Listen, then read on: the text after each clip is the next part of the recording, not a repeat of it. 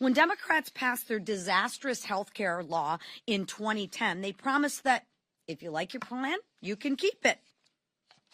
They promised choice. They promised you low costs. Not a single one of those promises were true. Not one. In fact, healthcare premiums have risen over 60% since the implementation of the Affordable Care Act. And I ask you this, profitability from the insurance companies are 600% greater since Obamacare. Has your income increased 600%? Ask yourself that. I know mine hasn't. Here's the difference. Republicans are fighting for a solution. Democrats actually want this issue. They want health care to be an issue. Republicans actually want solutions for Americans to bring down premiums, not subsidies. That's why Democrats are refusing to rally around real reforms. Instead, they're embracing the very broken system of which they created. Remember, Donald Trump promised to lower costs on day one. Hardworking families have been pleading for Republicans to do just that and to keep his promise. But instead of offering real solutions and working with us to achieve lower costs, congressional Republicans are putting on a show this week. Their bill, which may not even have the support of their entire conference, will not extend the Affordable Care Act tax credits and will not lower costs that families face. Even if it were to pass, it won't become law. This isn't a serious effort to address rising costs of health care that millions of Americans will face. Now, $1,000 more in new costs thanks to Republicans. Meanwhile, Democrats on both sides of the Capitol have a solution we are on board with: to extend the Affordable Care Act tax credits and ensure that Americans' premiums don't double or triple or even quadruple. We only need 4 Republicans to join us. Time is still marching on while Republicans sit on their hands. The American people will pay the price for the inaction, and Republicans will no doubt pay a price at the ballot box next year. I want to begin today by addressing this week's tragedy. Because of hate, anti-Semitism, and terrorism, lives were lost in Syria, Australia, and at Brown University. My prayers are with the family of these victims, and I stand with so many who hope the light of Hanukkah drives out the horrific hate that we've seen. Now, turning to the topic this week, which is one of the topics, which is healthcare. Let me begin by being very clear and very honest about the state of healthcare today. The Democrats' healthcare program has failed. And I want to remind everybody, what's the name of the healthcare program? Obamacare. This was a Democrat program, and I'm finally excited to see that the Democrats now have got on board with us, that the affordable health care is anything but affordable. So, again, Republicans stand united to fix the problem again. But let's not forget where the root of the problem started. Democrats broke it, we will fix it, and happily to do that. Most Americans can't afford Democrats' insurance plan. The plans are riddled with waste, with fraud, with abuse, and if we're being honest, they only work for one group: big insurance companies. Democrats' health care plan doesn't work. It's never worked. So Republicans are pursuing options that do things a little bit differently. First, we're working to fundamentally lower costs through reforms like cost-sharing reductions. You'll see a common theme: lowering costs versus subsidies. We want to lower premiums for all Americans. Second, we're proposing options that actually expand access to all Americans. When Democrats passed their disastrous health care law in 2010, they promised that if you like your plan, you can keep it. They promised choice. They promised you low costs. Not a single one of those promises were true. Not one. In fact, healthcare premiums have risen over 60% since the implementation of the Affordable Care Act. And I ask you this, profitability from the insurance companies are 600% greater since Obamacare. Has your income increased 600%? Ask yourself that. I know mine hasn't. Here's the difference. Republicans are fighting for a solution. Democrats actually want this issue. They want health care to be an issue. Republicans actually want solutions for Americans to bring down premiums, not subsidies. That's why Democrats are refusing to rally around real reforms. Instead, they're embracing the very broken system of which they created. But this has been true all year. Democrats have pushed political issues while Republicans have actually delivered solutions. No one's talking about the border today, right? Why is that? It's because we fixed it. The border's closed. People are safe, but you don't hear anyone talking about that because Republicans fixed it. Republicans delivered bigger paychecks by eliminating taxes on tips, taxes on overtime, taxes on Social Security. Republicans delivered lower gas prices by cutting regulation and expanding permitting reform. Time and time again, Republicans delivered results for the American people, real results. And we're just getting started. When we return in the new year, we're going to see a continued focus and push for lower costs and bigger paychecks because that's what the American people need from us. That's what they want from us. Now, with that, I'm going to turn it over to Representative Marionette Miller-Meeks, who is a veteran and a doctor who's actually been the leading voice here in the Republican healthcare solution. Marionette? Well, I thank Chairwoman McClain, but also Speaker Johnson, Leaders Scalise, Whip Emmer. It's an honor to stand with the House Republican leadership to talk about one of the biggest issues facing American families today, and that's the rising cost of health care. As Chairwoman McClain said, I'm an Army veteran. I was both a nurse and a physician, and I'm the only member of Congress to have served as the state director of a public health department. Not only is this issue important to me, I started my journey as a doctor because I was burned at 15 years old. So it was healthcare and the need for healthcare that drove what I do today. And I spent my career treating patients and fixing broken systems, solving problems, and I can tell you, thanks to the Democrats' failed policy, which they now admit, our healthcare system went from ill to the ICU. For 15 years, the Unaffordable Care Act, also known as Obamacare, has done the opposite of what it promised. President Obama promised to lower premiums by $2,500 and to bend the cost curve down. Has that happened?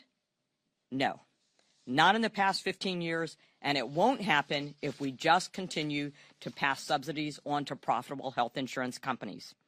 It doesn't even include out-of-pocket cost. It's not sustainable, and it's not working. Republicans want to lower health care costs for everyone, not just a select few, and not just to continue to subsidize profitable insurance companies. Our plan, the Lower Health Care Premiums for All Americans Act, is the Republican solution to this crisis. It doesn't throw more taxpayer dollars at insurance companies. It puts patients and doctors in the driver's seat. Our bill lowers premiums by 11% by funding cost-sharing reductions the right way, not just through COVID-era bailouts that benefited only big insurers. That's up to $1,871 in savings for families each year and over $36 billion in taxpayer savings. We're delivering real PBM reform to stop middlemen from inflating drug prices. Even in my own state, my PBM transparency bill that passed in 2019 when I was a state senator, one of our counties recorded that they saved $80,000 last year through the transparency alone. We want to give small businesses the ability and the power to negotiate better deals. That alone will save taxpayers $2 billion, but most importantly, save small businesses. We're expanding association health plans by allowing small businesses and self-employed workers to team up to expand choices, which result in premiums going down by as much as 30%, even those small businesses that are in the exchanges. as we're strengthening choice arrangements so more small businesses can afford to offer coverage and more workers can choose a plan that fits their lives and their budgets. This is a plan for working Americans, not for profitable insurance companies. It's about lowering costs, increasing access, and restoring sanity to our healthcare system. Most importantly, it is a plan that lowers healthcare costs for everyone and puts patients and their doctors in the driver's seat. Thank you, and I look forward to getting this bill across the finish line and to the American people. Like our conference chair, I want to start by offering my condolences to the families of the victims of several tragic events over the weekend. The shooting at Brown University that took the lives of 2 promising young students. The vicious ISIS attack on our service members that claimed 3 American lives. And finally, the horrific anti-Semitic terrorist attack in Australia that killed 15 innocent people at a Hanukkah celebration. Our hearts are heavy as we grieve the evil that was put on display this past weekend, and we continue to pray for the full recovery of those injured and for the comfort of the families whose lives are now forever changed. Now, turning our attention to the House Republican agenda. This year, Republicans delivered one of the most consequential pieces of legislation in our lifetime. The Working Families Tax Cut Act, passed by the House Republicans and signed into law by President Trump, achieved historic America First victories, such as no tax on tips, no tax on overtime, tax relief for seniors, an increased child tax credit, and Trump savings accounts for newborn children. 2026 is gearing up to be the year of deeper pocketbooks and lower costs for the American people. Thanks to this landmark legislation, tax refunds could increase by $1,000 per taxpayer next year. That's more money in your pocket for you to invest, save, and grow. Waitresses, law enforcement officers, and parents will have more of their hard-earned dollars to put food on the table and to support their families. Not only did our bill deliver the largest tax cut for middle-class Americans, it also addressed rampant waste, fraud, and abuse in programs like Medicaid and SNAP. As we have all witnessed with the fraud scandals coming out of our state of Minnesota, these programs have long been ripe for fraud. But House Republicans and Donald Trump implemented common-sense reforms to strengthen the system to benefit the people who need it the most, not fraudsters who sent millions to terrorists abroad. Which brings me to addressing the failure of my governor, Tim Walz. We anxiously await Tim Walz's response to House Oversight Committee Chairman Jamie Comer regarding what he knew about the $1 billion in fraud. Walz has had 7 years to address and stop the fraud. It wasn't until President Trump made this a national issue that Walz started to pretend that he cares about his constituents' tax dollars supporting a terrorist group in Somalia. Accountability is coming, Governor. Our dishonest, failed governor must and will answer for his complete incompetence. With that, I'll turn it over to our leader, Steve Scalise. Thank you, Webb. My prayers go out to all those killed in so many different horrible tragedies. I mean, here in America, Brown University, you look at our 2 Army soldiers that were killed, the anti-Semitic attacks on the other side of the globe. Just remind you, during this Christmas season, this Hanukkah season, it's a special time. It's a time we celebrate, but it's also a time where evil still lurks here and all around the globe. And we just pray for those who have been murdered, harmed, injured. We pray for those who have evil in their hearts, that God can touch them and hopefully remove that evil so that they don't go harm innocent people. This week here in the House, as we finish our work for the year, we're taking up some very important bills. And start with the SPEED Act. We've heard complaints from members all across the country that know that just trying to build things in America, road projects, bridges, pipelines to move energy, anything you're trying to do, more and more laws are getting in the way. NEPA is a heavily abused law that delays a lot of the projects that ought to be built. Bruce Westerman and his committee have done incredible work to bring a bipartisan bill that starts to address the abuses here in NEPA so that we can actually build things in America again. You know, you think about the cost savings that would come if it only takes 2 years instead of 10 years to build a major project. And we all know what's happening all across America, why so many projects are shelved in many cases or take so long to be built because of the abuses of some of these laws, like NEPA, Endangered Species Act, the Clean Water Act, Clean Air Act. All of these laws are being heavily abused. So this is a really important first step, getting the SPEED Act passed to get real, meaningful permitting reform.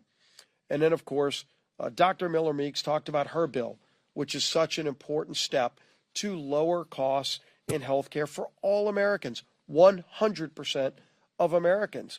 While Democrats only care about bailing out insurance companies and focusing on less than 10% of Americans that are in the Unaffordable Care Act, we're focused on lowering premiums for all Americans. And that's what you're going to see on the floor this week. You know, you think about association health plans, which have been proven to give people more options to lower costs. The Choice Act, which, you know, while everybody complains, they say, why when I watch TV commercials, I see this gecko lizard and I see the emu and I see all these other animals out there selling health, they're selling car insurance, they're selling homeowners insurance. Why aren't they selling health insurance? Well, that's because the laws at the federal level prohibit the ability for people to have choices to get people trying to offer them lower cost products for health insurance. Imagine if, for example, with Choice Act, where you can run through a health savings account, the ability where if you get your health insurance through your employer, if you're able to go find a better plan, if somebody could compete for your business and offer you a lower deductible plan with lower co-payments for your families, right now you can't go buy that product. Well, we create those options with the bill that we're bringing to the floor tomorrow, the PBM reform that Dr. Miller Meeks talked about, where you can actually have lower prescription drug costs, again, for 100% of Americans. This is something that our 3 committees of jurisdiction have been working on for a long time. And yet, while Democrats only want to bail out insurance companies while premiums go up, we're focused on having lower premium options, lower cost options for 100% of Americans. So another busy week where we're going to be focusing on helping families that are struggling under the weight of all the damage that President Biden did. President Trump is working to lower costs. President Trump wants to see these bills on his desk, and we're going to work to deliver here in the House. And if I don't see you between now and then, I wish you all a Merry Christmas, Happy Hanukkah, and Happy Holidays.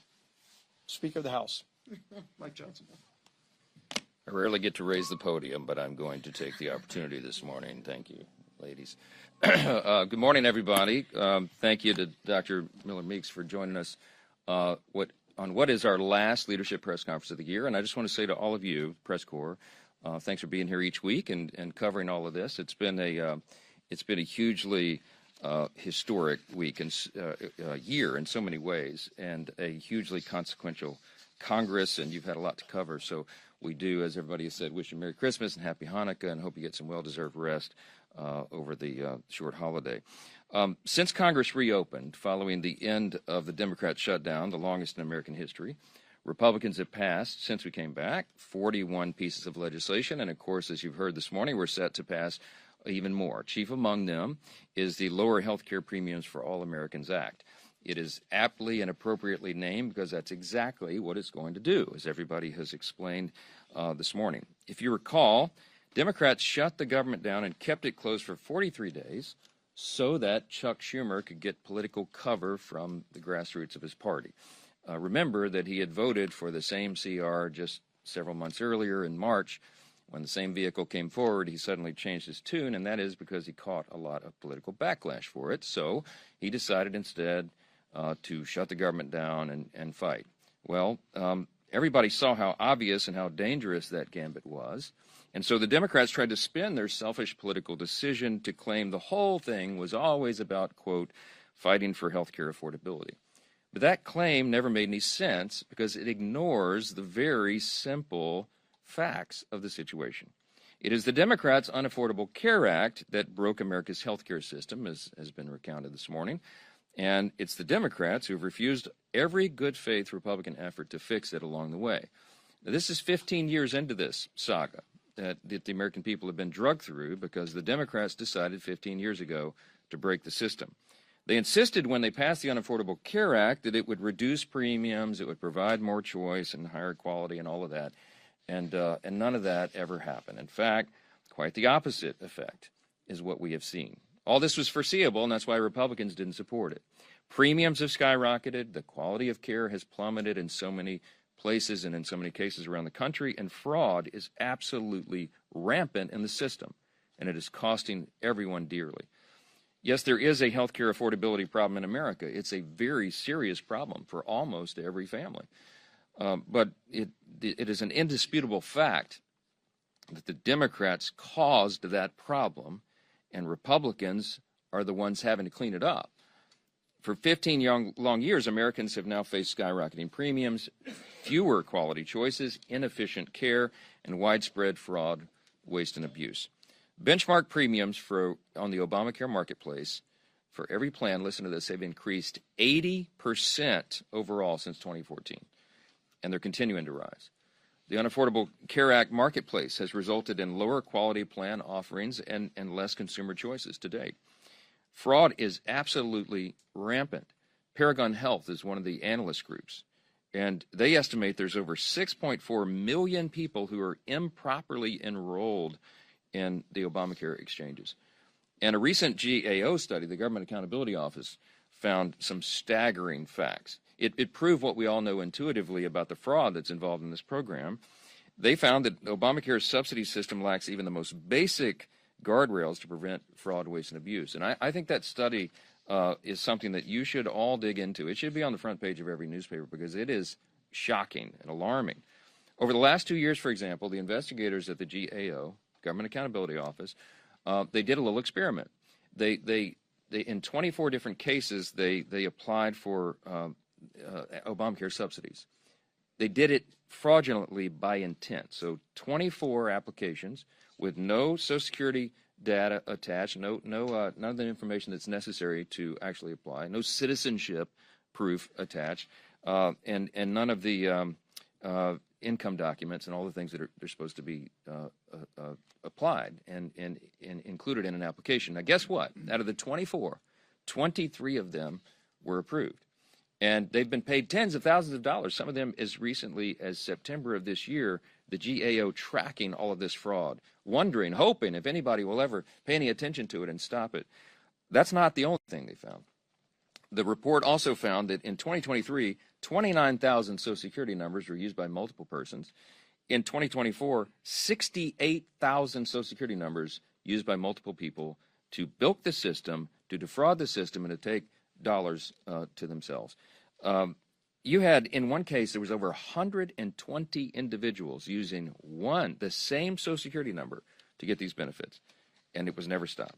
The GAO also found that more than $94 million last year alone was sent to insurers on behalf of people who were already deceased. It's a serious, serious problem in the system. It's why the costs are so high. And this is the system that Democrats in Congress want to extend without any reform. We just can't have that. The Washington Post summarized all this best in one simple sentence. They said, quote, "The real problem is that the Affordable Care Act was never actually affordable." That's the problem. America's healthcare system should be the envy of the world. Instead, it's the most expensive in the world, and the American people are not getting any healthier because of all this madness. A new Gallup poll released yesterday found that 70% of Americans have a negative outlook on our healthcare system for all the obvious reasons. All Americans deserve a healthcare system that puts patients first, one that meets their needs with more access, more choice, and more affordable quality care. And House Republicans have offered legislation to begin fixing what is broken and to restore integrity to our nation's healthcare system. And it's so long overdue. The Lower Healthcare Premiums for All Americans Act, which will be on the floor tomorrow, is the first big step in that regard. As has been noted by Dr. Miller Meeks and the other leaders here, it offers common sense solutions to lower premium cost for everybody, all Americans. It expands access to quality care. It provides every American with more options and flexibility to choose coverage that works for them. And it brings greater transparency to America's healthcare system. And here's how. The bill has 5 key reforms. I'll just reiterate some of this real quickly. It reduces premium costs through cost-sharing reduction payments. It brings pharmacy benefit manager transparency and removes the hidden cost of prescription drugs. It allows small business owners and independent workers to form association health plans. It provides more choice for employees to customize their health care plans, and it protects small businesses from costly regulatory overreach. According to the latest CBO projection, Republicans' cost-sharing reduction payments, just that provision alone, would reduce premiums by at least 11% and will save taxpayers tens of billions of dollars, about $30 billion. Contrast this with the Democrats' proposal. Now, what is their proposal? The Democrats' subsidy proposal would only lower premiums for a small subset of people. Now, think of this. Just 7% of Americans would benefit.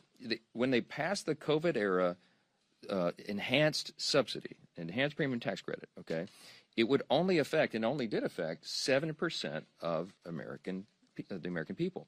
If it was extended today, if their gambit was done and without any reforms, and they expanded it for 3 years, which is what they tried to do in the Senate, and they failed last week, and what they would try to do in the House, if allowed, that would only reduce, for the 7% of Americans, it would only reduce their cost by 5.7%. Okay, this is not some solution to the problem. It's just adding more money. It's further subsidizing a broken system, and the subsidies go to insurance companies.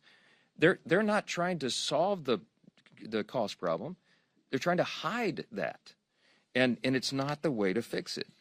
It would also, by the way, cost taxpayers, if the subsidy was extended, would cost American taxpayers $350 billion over the next 10 years. Again, the proposal doesn't lower health care costs in any way. It only hides the true cost of the failed law.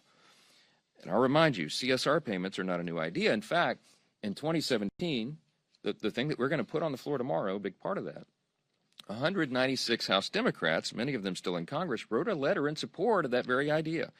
Exactly what the Republican bill this week will accomplish. Now, they won't tell you that this week. I'm certain they're all going to vote against it. Why? As was said here many times this morning, they do not want a solution. Democrats do not want a solution. They want an issue in the upcoming election. And they think that the media will go along with this and that people will buy it. That, oh, their heroic effort to extend this COVID-era subsidy that they themselves created and that they themselves put the expiration date on at the end of this year, they're going to try to convince you that that's all health care wrapped into that. Remember, it only affects 7% of Americans, and it would only reduce their cost by less than 6%. Democrats also had a chance to support our provision in the Working Families Tax Cut in the big, beautiful bill. But House Democrats voted against it, and the Senate Democrats stripped it out. That cost-sharing reduction reduced everybody's premiums by almost 12%, and the Democrats fought to take it out. This is something that we're going to do this week. The Lower Health Care Premiums for All Americans Act is going to accomplish exactly what the title says. If it becomes law, premiums will decrease, access will increase, and every American will have more options and flexibility to choose the coverage that works best for them. It's called the free market, and we're the ones that advance those ideas. More options and lower costs. That's what the American people demand and deserve, and it is only the Republican Party that is presenting any ideas to do that.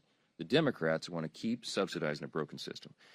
We're fighting for that, and we will. I'll just close with this. In 2025, as I said, was a marquee year, a landmark year. I want to remind you all there's something noticeably absent from our end-of-year duties here. Normally, or at least in the past before I became Speaker, we would all be here with so much angst and drama and everything about the dreaded end-of-year Christmas omnibus spending package.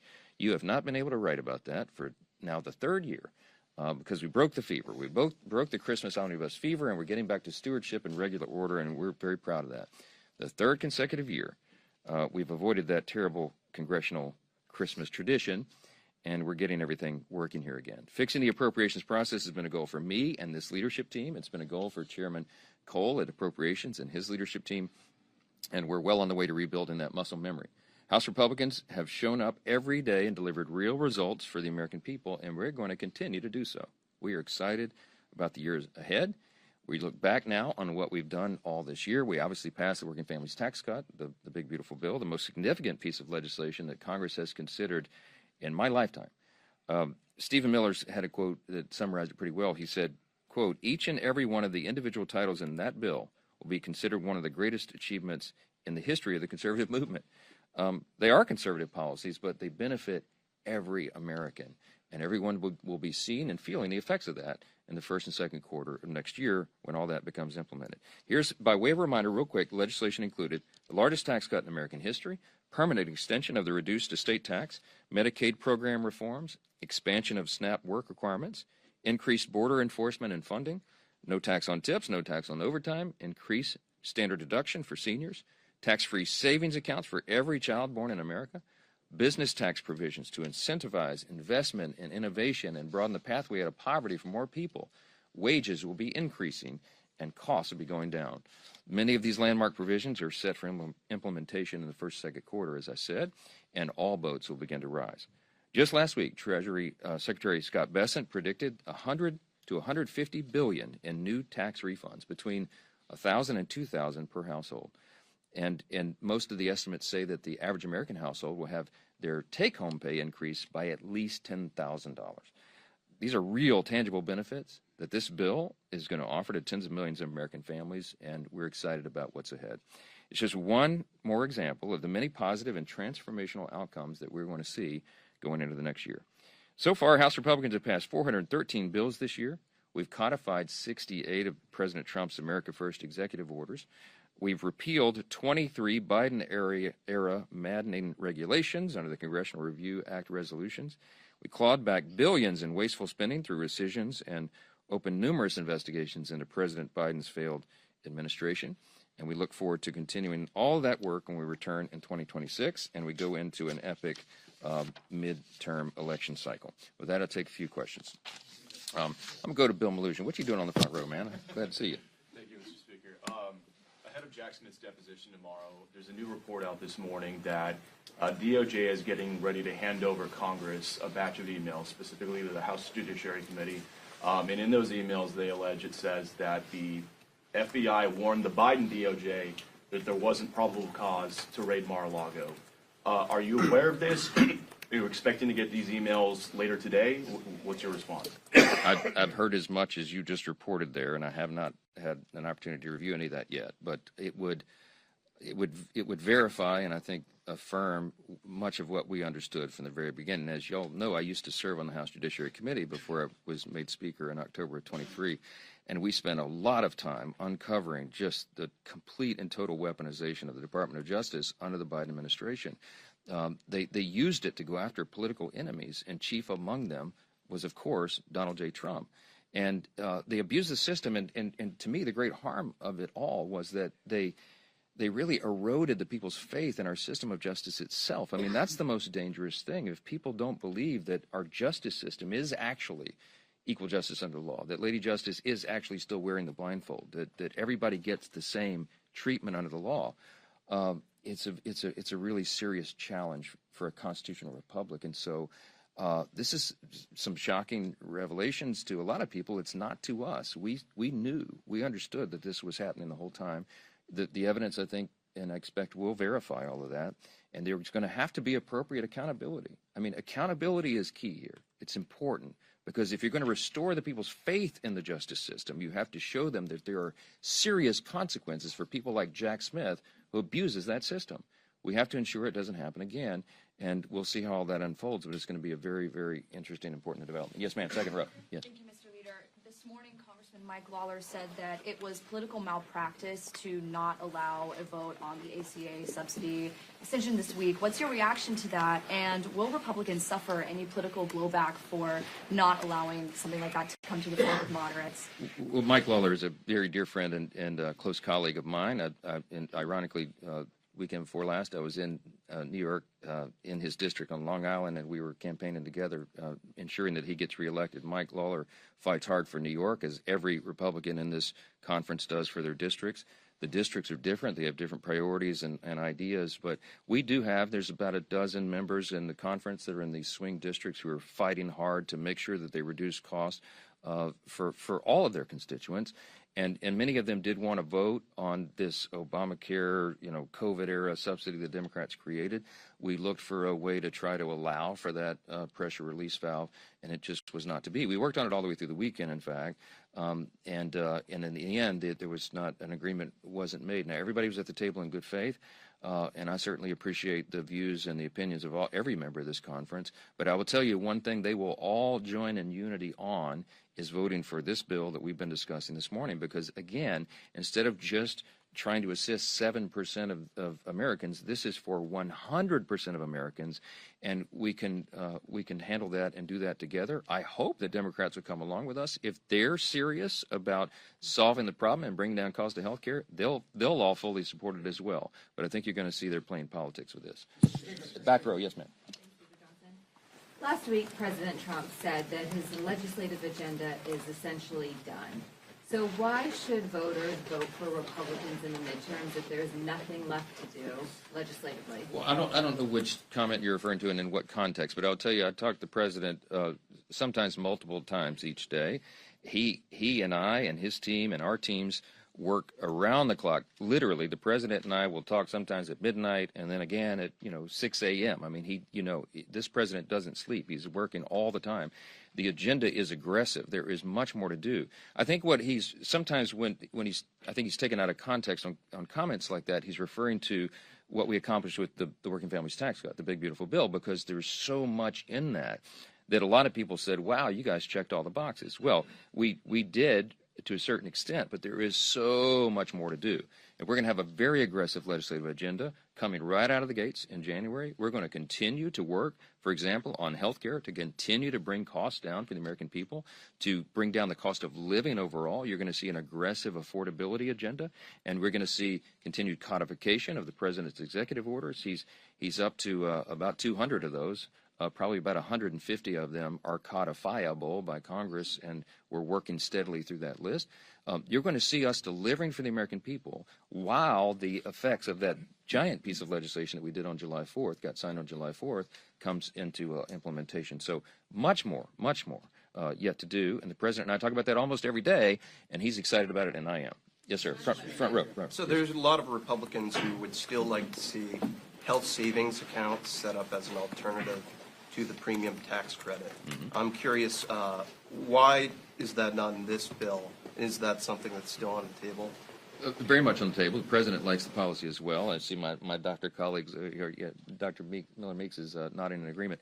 The Docs Caucus the Doctors Caucus in the Republican conference works on these things, and I think we could get broad consensus on that. What we anticipate going into the first quarter of next year is possibly in a reconciliation package or in regular order as standalone, ideas just like this. We have a long list of things that we know will reduce premiums, increase access and quality of care.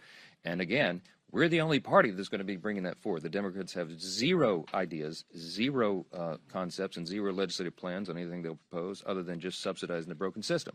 So there's going to be a stark contrast between the two parties. That'll be a big part of it, and I think you'll see a lot of that discussion going forward. Yes, ma'am. Last one here. Follow up on that. We're at the end of the year here. People have already enrolled in their health care plans. You guys were out for 2 months during the shutdown.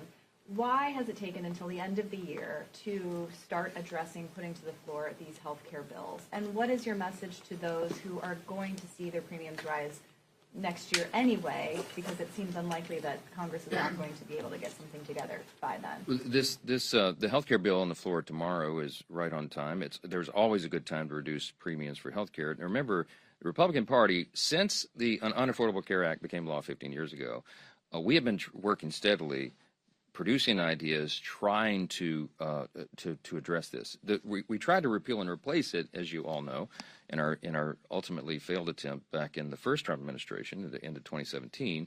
The famous John McCain thumbs down tanked the effort. And since then, the roots of Obamacare, the Unaffordable Care Act, have gotten so deep in the system that it's no longer possible to just pull it out at the root and chop it off and start over. It's too deeply ingrained, and so now we have to take it step by step to reduce cost and repair the system, and that's the ideas that we have. You're talking about the longest shutdown in U.S. history. The Democrats did that, wouldn't, and that's how it'd come out, and they did it for political purposes. When they took us off the field effectively for 43 days, as soon as we got back, let's remember, because history's being revised here every day, we got right back to the appropriations process, remember, which was so critically important, and all the other measures that we were pushing through. We got done on that steadily through the year, and then we turned the attention to health care, knowing it was coming at the end of the year on the subsidy and that the new ideas would be presented. We didn't start this in October, November, or December. This is something the Republican Party's been working on for years. I've mentioned in here before, when I was chair of the Republican Study Committee, the largest caucus of Republicans in Congress, we had 158 members back in 2019, and we produced a 2-volume set on conservative common sense solutions to fix health care. We've never been able to get the votes to fix it because the Democrats have been unwilling to go along, and you can go back and look at the record and show over and over all they want to do is continue to throw taxpayer dollars and subsidize the broken system. The reason the premiums are up 80% since the bill was passed by the Democrats in 15 years ago is because they're further ingraining a broken system. So it's up to us to fix it. This is one piece, one part of that. And in the first quarter, January, February next year, you're going to see much more activity of this. The American people's attention is on health care for the obvious reason. It is a very serious problem. But remember this, the Democrats broke it, Republicans are going to fix it. Hello, everyone. I'm honored to be here with Vice Chair Ted Lieu and the DCCC Chair Susan Delbene after our meeting across the street this morning with our colleagues. As many of you know, for months, Democrats have been sounding the alarm on the affordability crisis and the expiration of the affordable tax credits that will expire at the end of the year at the hands of Republican leadership. We've reached out, our proposed plans, anything we can do to get our colleagues in a position to work with us. We will meet with them anywhere, anytime, any place, if they come in good faith to work to extend these tax credits. But rather than accept the olive branch, Republicans have turned their backs on Congress and the American people across this country. Instead of doing what they know is right by their constituents, and oftentimes what their own members are telling them, they are going to choose to kowtow to Donald Trump and the most extreme members of their own party. Remember, Donald Trump promised to lower costs on day one. Hardworking families have been pleading for Republicans to do just that and to keep his promise. But instead of offering real solutions and working with us to achieve lower costs, congressional Republicans are putting on a show this week. Their bill, which may not even have the support of their entire conference, will not extend the Affordable Care Act tax credits and will not lower costs that families face. Even if it were to pass, it won't become law. This isn't a serious effort to address rising costs of health care that millions of Americans will face. Now, $1,000 more in new costs thanks to Republicans. Meanwhile, Democrats on both sides of the Capitol have a solution we are on board with to extend the Affordable Care Act tax credits and ensure that Americans' premiums don't double or triple or even quadruple. We only need 4 Republicans to join us. Time is still marching on while Republicans sit on their hands. The American people will pay the price for the inaction, when Republicans will no doubt pay a price at the ballot box next year. Next, I'll yield to Vice Chair Ted Lieu. Thank you, Chairman Aguilar. My heart goes out to the victims and the families and all those affected at the mass shooting at Brown University. I hope law enforcement catches the murderer soon and that person is prosecuted to the fullest extent of the law. I also request the FBI director to stop putting out false information. It's not the first time he's done it. He wrongly identified a potential suspect in this case. There's literally no reason for the FBI director to have to be the first one to tweet something, to put out these things before verifying the facts. And when he does that, it ends up potentially ruining lives, putting the public at risk. and it's not something that FBI director needs to do. I asked him to just stop doing that. I also want to say that my prayers are with the Jewish community, both in the United States and across the world. The heinous attack in Australia was completely devastating. No one should ever be targeted because of their religious beliefs, especially when they're practicing those religious beliefs. And anti-Semitism, both in the U.S. and around the world, has continued to grow, and we need to do more to stamp this form of discrimination out, one of the oldest in humankind, and it is a scourge upon humanity, and we need to all work together to eradicate it. Now I'd like to talk about jobs, which we've now reached the highest unemployment since 2021, 4.6%. The American people know that the policies of Trump and Republicans are crushing people economically. We know costs also continue to rise, grocery costs, electricity costs, as well as healthcare costs. And Republicans have had an entire year to fix the healthcare system. They knew that the ACA subsidies were expiring, and they've done nothing about it. And this week, they still don't have a plan to restore the subsidies for the ACA. Democrats have a discharge petition. 200 members have signed it. We just need 4 Republicans to sign this discharge petition, and we can stop these premium rates from increasing for people on the ACA. And, I have a great honor now to introduce our tremendous field general and head of the DCCC, Susan Del Bene, from the great state of Washington. Thanks, Ted. Sure.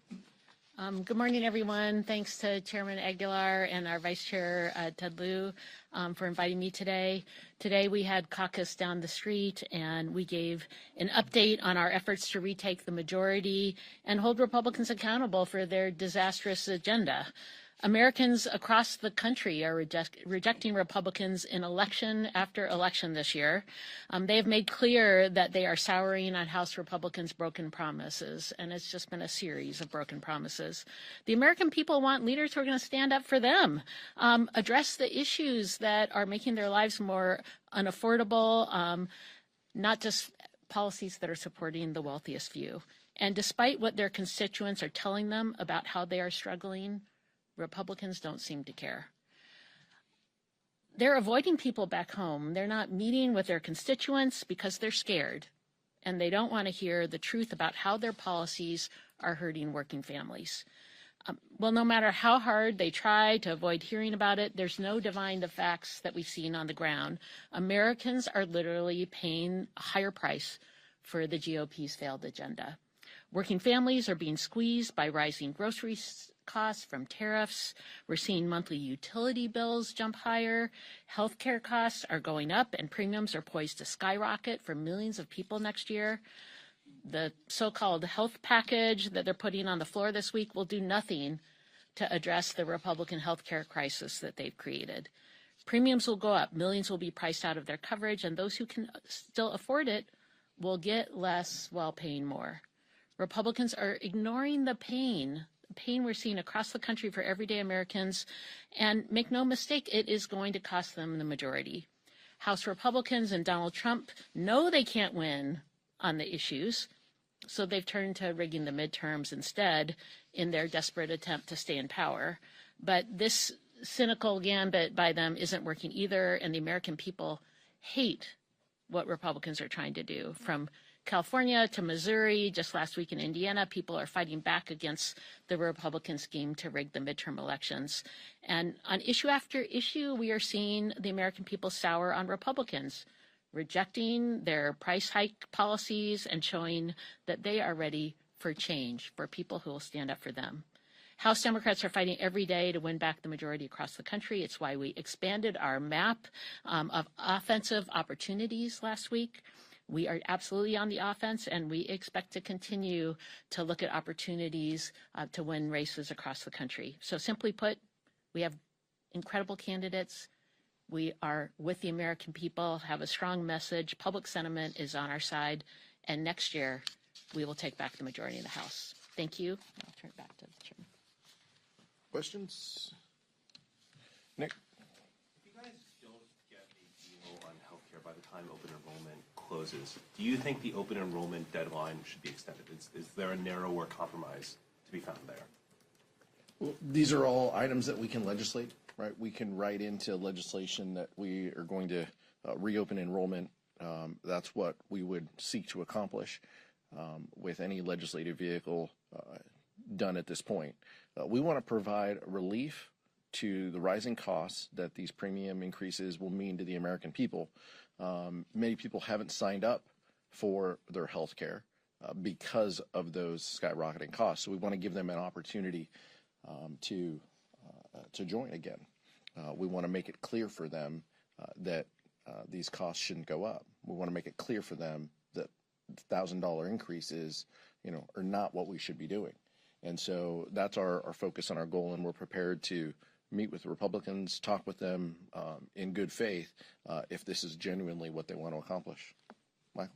Thank you, Mr. Chair. You mentioned that the bill that the Republicans plan to put on the floor this week will not make it into law even if it passes the House. Some of your Republican colleagues say the same thing about the Jeffries discharge petition, that even if you got 4 Republicans, it did not get, the 3-year extension didn't get 60 votes in the Senate last week. What's your response to that criticism? And then I have a question for Chair Delbin, if that's okay. Yeah, I'll let each of my colleagues also answer this one, because I think, I think it's yet to be seen whether this, can become law or not.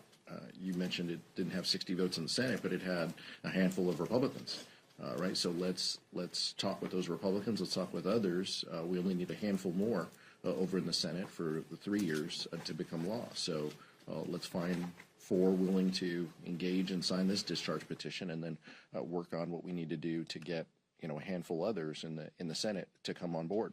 But this is the closest path that we have in front of us. Other discharge petitions, 40, 50 signatures, that's fine. But this one we need 4. So let's see what we have here. Republicans, are serious about this, then they can sign our discharge petition and work with us in good faith. Seems like a reasonable place to land, given that their own leadership won't give them the time of day. We're happy to meet with them and talk with them about how we avoid increases to premiums that people have across the country. Vice Chair? No. I'm good. And, you were going to ask another question. Yeah, Chair, you mentioned that you all expanded the map last week. I'm curious if the pending Supreme Court Section 2 decision of the voting rights case have you made any contingencies for if the Supreme Court does end up overturning Section 2? How does that impact the map, given that you made those, offensive expansions last week? We're going to continue to stay updated on what happens with maps. Clearly, there are ongoing efforts. Republicans are looking at places like Florida, for example. So we're going to continue to update our map based on any changes that take place. And we will see what the Supreme Court decides. We'll still awaiting that decision, and how soon that will be or how late that will be will help us understand what impact it might have. But we understand we could hear any time on that, and we will wait to hear what the Supreme Court has to say. You mentioned the other discharge petitions, which you don't seem to be in favor of, but those are closer to what the Republicans in the Senate have been talking about in their meetings yesterday and even while they were voting. Is there any chance that those move forward at all? Could Democrats get behind that to try and put the ball in the Senate's court? I don't speak Senate. I don't know what the Senate's working on. I've said that before, but what I said was, and I want to be very clear, House Democrats will engage with Republicans if they meet with us in good faith, if it extends the premium tax credits and saves money for the American people. That is our focus. The focus of the Affordable Care Act was to make sure that people weren't uninsured. At the time, we had 46 million people uninsured. We've got 20 million people uninsured now. The Affordable Care Act did that. Speaker Johnson might want to rewrite history, but the Affordable Care Act did that. These premium tax credits did that. Expansion of Medicaid did that. Democrats' number one focus is ensuring that people are healthy and safe for them and their families. We want to avoid these increases that the American people are facing at the hands of Republican inaction. And we're willing to meet with with Republicans and our colleagues. We continue to be open and have conversations with our colleagues about what the path forward is. What we're saying is this is the fastest and soonest path. 4 signatures, let's push it on the floor. Speaker Johnson, just like he did with the Epstein petition, could choose to put this on the floor once it has 218 signatures. He could do this. He is choosing not to. But that inaction is exactly what the American people see is wrong with Washington, D.C. and wrong with Republicans. Anybody else? So Republicans have a provision on their health bill around cost-sharing reductions that includes language around how states whose health plans cover abortion will be excluded from this type of funding. 13 states currently require insurance, including the ACA, to cover abortion. California, Washington are 2 of those. Can y'all respond to how Republicans' bill could potentially make it so that 13 states don't have that type of funding, which is used to lower premiums? Yeah, this just continues to be, and all of these, policies are. This is like the greatest hits of Republican healthcare solutions from like 2007, right? These are all old recycled policies that never became law. The provision that you're talking about specifically, and Chair Del Bene can talk to this from the Ways and Means perspective, is meant to be punitive to blue states who believe that women should have health care coverage and that those decisions should be between a woman and her doctor on what that coverage looks like. That is our core belief, and that is our focus. Republicans seem hell-bent on wanting to continue to assault that provision and ensure that politicians make choices about women's health care rather than doctors and women. And so that's unfortunate. But it isn't surprising. And like I said, these are all recycled provisions that haven't become law, that have been pushed back against, and even by Republicans in the past. And so this is a collection of pieces that Speaker Johnson feels will unite his party and his caucus and his conference. And we'll see if that's the case. They turn their back on moderates engaging in proposals that would provide, health care and lower these premium tax, lowering these premiums that people pay. We'll see what else. But generally, Republicans just take it. They'll just continue to vote, yes, because Donald Trump and Speaker Johnson tell them to. What else? No, I mean, I agree. I think that we've seen attacks from this administration on healthcare across the board, on doctors' ability to help do what they think is best for patients to make decisions. So not surprising that Republicans continue down this path. But, we're going to stand up for healthcare for folks all across the country. They have created a healthcare crisis and raising costs for everyone. And the American people are seeing that. And they're going to continue to stand up and reject the policies Republicans are put in place because it's affordability, but it's also making sure that they can make their own healthcare decisions with their doctor. As it stands, Democrat leadership is not backing either of the bipartisan discharge petitions. And with that, are you prepared for possibly a fully Republican bill or no solution to happen at the end of the year? We'll see. Republicans have made that choice that they don't want to extend the premium tax credits. They made that choice in the big ugly law. They've made that choice during the shutdown. They made that choice each and every legislative day that we've had. They have known that these tax credits expire at the end of the year, and the tax credits that they chose to extend were all for billionaires and corporations. They chose to leave the American public out in the cold, and so they have made this choice. What we are prepared to do is to help. Is to dig in and to offer our votes on a reasonable solution. And if Republicans want to meet with us to talk about what that solution looks like, this is the fastest and easiest path that has bipartisan support in the Senate and could become law. And so that is our plan and our focus, but we're going to continue to engage our members along the way because our core belief is providing health care to people, and that continues to be the focus. Two of the Republicans who theoretically could be the folks that would sign on to your all's discharge petition, Representative Kiley and Representative Bacon in the last 12 hours have told me, look, we don't believe that Democrats actually want a solution. They think that Democrats just want to run in 2026 on the health care issue. What's your your response to that? Completely false. I mean, that could be what they tell themselves to put themselves to sleep at night.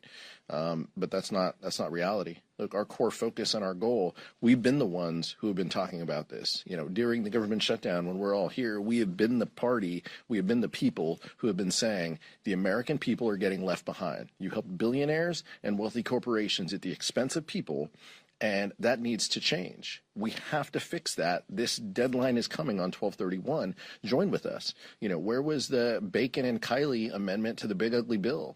They signed a letter or something like that telling the president not to cut these things. Big deal. Like, they sign letters all day long to absolve themselves of, cutting people's health care. Meet with us, work with us, come to the table and bring your ideas. But more importantly, don't just bring your ideas, bring your ability to tell your leadership no. And it shouldn't take somebody who's walking out the door and has one foot out the door to speak up against the president and their own party when it comes to health care. If there's serious folks on the other side of the aisle, and you can probably count them on two hands, then, we're willing to engage with them. The Democratic solution is very simple. Extend the ACA tax credits. That is the solution. There's 214 signatures on a discharge petition. And let me just talk about what the Republicans have done. Nothing, right? They knew that these tax credits were expiring at the end of this year. What they would normally do, if you actually want a solution, you might actually have held hearings. You might actually have had folks testify. You might have actually tried to put together a plan. That's not what they did. They did nothing. And then last week, the speaker behind closed doors just randomly puts together a health care plan that he just is going to drop with no hearings, no witnesses testifying. That's why it's going to fail. They were never serious about doing this.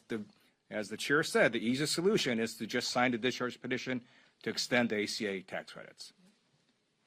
Mike? Thank you. Same topic, and not to beat this to death, but mathematically you are correct. 214 is more than the other ones have, but a lot of Democrats are telling us that they're just waiting. They would love to sign them, but they're just waiting for the green light from leadership. So the numbers on the other ones could go up very, very quickly if you guys got behind them. So is there a point this week where if you don't get those 4 signatures from Republicans on your 3-year extension, that you say, okay, green light, you guys can sign and we'll all get together and we can hit 218 pretty quickly? Yeah, anything can happen. Let's see what happens in rules. Let's see how the majority treats their own members who are bringing proposals to extend the Affordable Care Act tax credits. Let's see what that looks like. And let's see what emerges out of that and how these Republicans, feel and if they're willing to, work with us and engage. But I want to be very clear again for the 4th time. Like, we're willing to work with our Republican colleagues if they meet with us in good faith, if they want to extend the Affordable Care Act tax credits, if they want to stand up for people instead of the billionaire class that received trillions of dollars from this administration with their vote, we're willing to engage in that. But this can't be, just to help them sleep better at night. We got to have, meaningful solutions, and it's got to be real. Last question. This is for Chairwoman Del Bene. Now that Brad Lander has entered the New York 10 primary, is the D-Trip going to get involved at all in that primary, helping Congressman Goldman? What would that look like?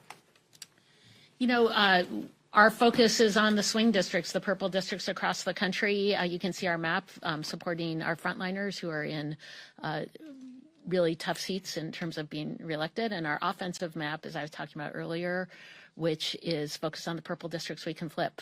So that is our top priority. We are going to continue to focus on making sure that we take back the majority. That's our goal. But we have, from the Democratic caucus broadly, we have folks across our caucus who will be supporting our colleagues to make sure that they have strong elections too. Our focus of the D-Trip in particular is on the purple districts. The DCCC's focus is 218, and in 45, 46 weeks, whatever it is, Susan Del Bene will be here with Speaker-elect Hakeem Jeffries, Speaker-designee Hakeem Jeffries, and we're happy to talk about that races. And my expectation at that point is that Daniel Goldman is a member of the caucus and voting for Hakeem Jeffries. Candidates face primaries, members face primaries. That's the nature of the political system that we're in. We're big D Democrats, and oftentimes that happens. Many of us got here by surviving primaries and having a competition. So we're excited about the year ahead. We're thankful for all of you and the work that you do each and every day in representing and in communicating to our communities and across this country. We wish you all the best this holiday season and look forward to seeing you next year in the election year. Thank you so much.